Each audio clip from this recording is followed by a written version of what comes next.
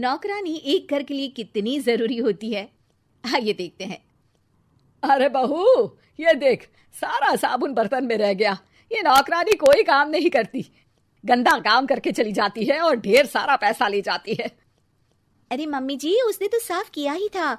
मेरे ही हाथ से इस ग्लास में सर्फ गिर गया था। अरे बस कर झूठी, उसे बचाने के लिए सारी जुगत लगा ले, लेकिन मैं तो इसे निकाल कर ही रहूंगी। हमारे जमाने में ना कोई नौकरानी थी और ना ही ये चिकने बर्तन।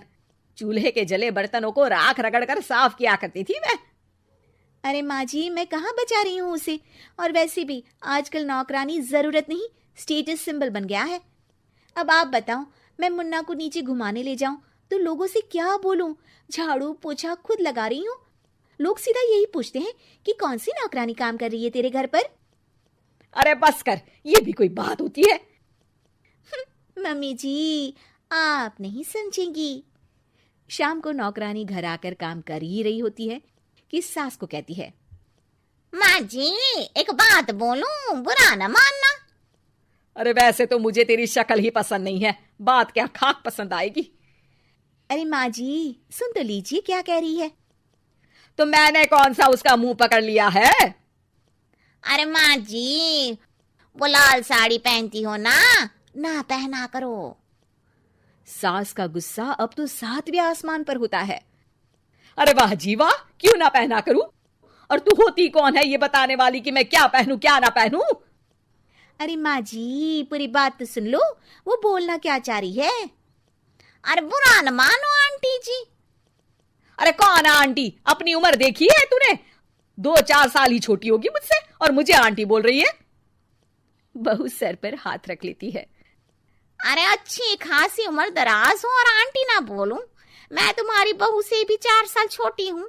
क्यों दीदी? बोलती भी क्या, एक तरफ सास यानी पति की माँ, तो दूसरी तरफ नौकरानी जिसके बिना घर का काम नहीं चल सकता। वो दरअसल माँ जी की शादी भी बहुत जल्दी हो गई थी ना। अच्छा ये झगड़ा छोड़ो, ये बताओ तुम माँ जी को लाल साड़ी पहनने से क्यों मना कर रही हो? वो ना, इनकी उम्र की सारी औरतें सोसाइटी में इनके लिए बात करती हैं कि तुम्हारी सास बुढ़ी घोड़ी लाल लगाम है। बहू को ये सुनकर गुस्सा आ जाता है।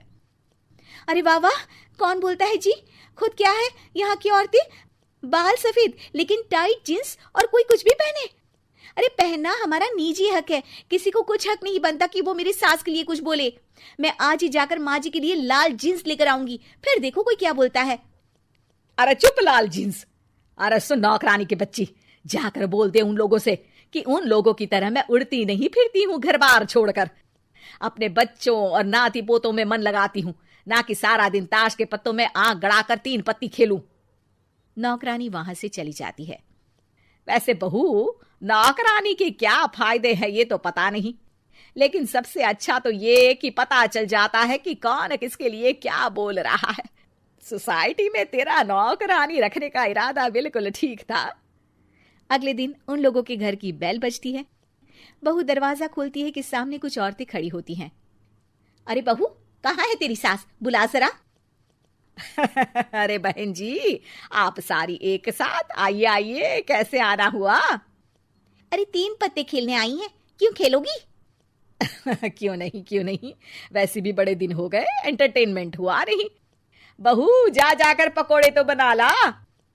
अरे बस करिए, आगे कुछ पीछे कुछ। वैसे तो कहती हैं कि परिवार पर ध्यान देती हैं, हमारी तरह 3 पत्तियां नहीं खेलती। हमने कौन सा परिवार छोड़ दिया? सास सक पका जाती है। अब ये किसने कहा? मैं तो कहती हूँ कि मैं भी थोड़ा बाहर निकलूं। आपने ही तो कमला नौकरानी से ये सारी बात की थी। सास और बहू को अब सारी कहानी समझ आ जाती है कि सोसाइटी की औरतें क्यों भड़क रही हैं। माफ करिए आंटी, मैं छोटी हूँ, लेकिन फिर भी पहले तो आप लोगों ने माँ की लाल साड़ी का मजाक उड़ाया था ना। हाँ हाँ उड़ाया था, लेकिन उससे पहले तो तुम लोगों ने हमारी जीन्स के बारे में बात की थी। अरे क्यों ना पहने हम जीन्स, तुम्हारे पैसों की थोड़ी ना है। सास और बहू सर पकड़कर बैठ जाती है। देखा बहू, ये खेल कर गई तेरी नौकरानी। यहाँ की बात वहां तो वहां की बात यहाँ। दोनों किसी तरह औरतों को समझा बुझाकर घर भेजती है और कसम खाती है कि नौकरानी को नौकरानी ही रहने देंगी।